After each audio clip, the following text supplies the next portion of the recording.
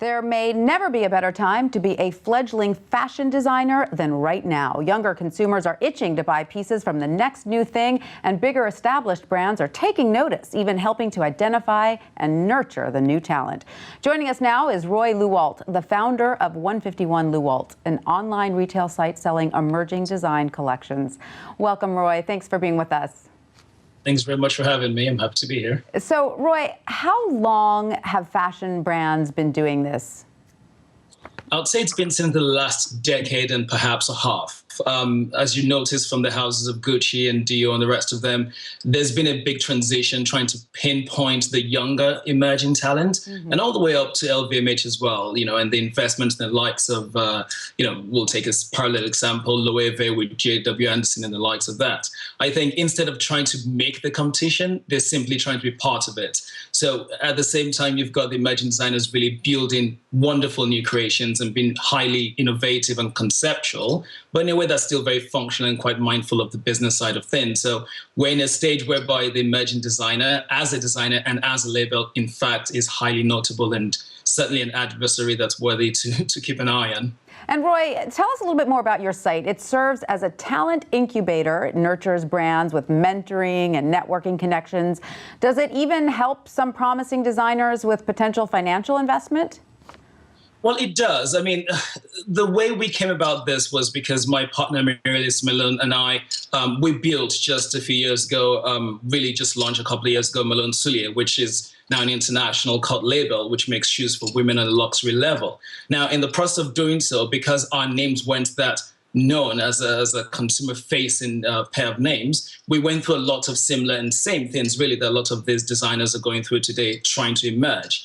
And we figured we could really extend our resources and our strategic know-how, especially from the business side, to assist them in building and sort of breaking that ceiling to be able to become a profitable and, in fact, a scalable, feasible business. So what we do with the site is actually showcase with a lot of investment in, their lookbooks and just redefining what the correct pricing and positioning strategies are, and allowing the most influential buyers and stockists around the world to get a feel for these people who otherwise might not have the chance. And then in the process, highlighting a few people and handpicking a few that we believe are ready for that full investment, and then we get behind them. And then how are customers responding? Are sales good?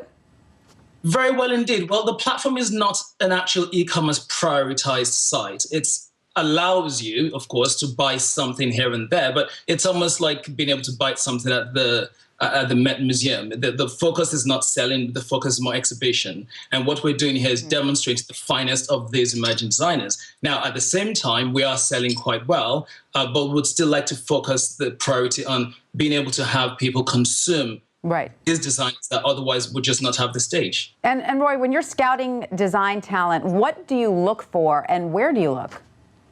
It's actually really evident. I've had the fortune to have been to over 100 and something countries so far. And in my time, in 70 years of doing what I do for a living, it's interesting because within venture capitalism in luxury fashion, you come across a lot of proactive requests, but also you discover lots of very latent and rather overly humble ones where, someone might be wearing something or, holding something, in fact, or you just walk into a space and someone tells you mistakenly during dinner that this is actually the showroom for this Colombian brand that's been in business for 20 years but has never broken that ceiling. It is our job at that point then to explore it very much. And, we have designers all the way, like I said, from Colombia, from the Caribbean, the UK, Thailand, Tokyo. I mean, it's everywhere, Spain. It's from every part of the world. And there isn't any skew whatsoever as to where the creativity comes from. But the readiness is more, what's most important. Are you ready to become a business person? Because the moment a designer creates for a consumer, it's a business. Well, it must be very, very exciting to identify that talent. But speaking of the business aspect of it, how hard is it for a new designer to build a lasting brand? I mean, don't they run the risk of being killed by the very trend we're talking about that gave them life in the first place? That is very correct. In fact, that is the cyclical problem in fashion and fast-moving fashion, what we now call, buy now, wear now.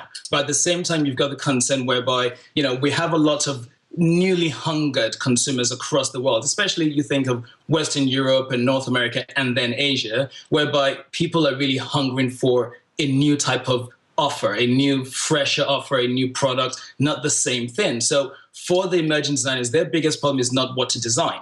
Their biggest problem is to be able to balance their creativity with the ability to commercialize their business, not just the product. And I think a lot of that goes all the way down to the branding strategies and actually understanding what it takes to scale a business and keep it sustainable. And I think that's highly lacking, mostly because fashion businesses and fashion schools do not actually teach that. It's a learning curve, and you're helping them with it. Roy Luwolt, thank you so much for that. Thanks very much indeed. Have a good evening.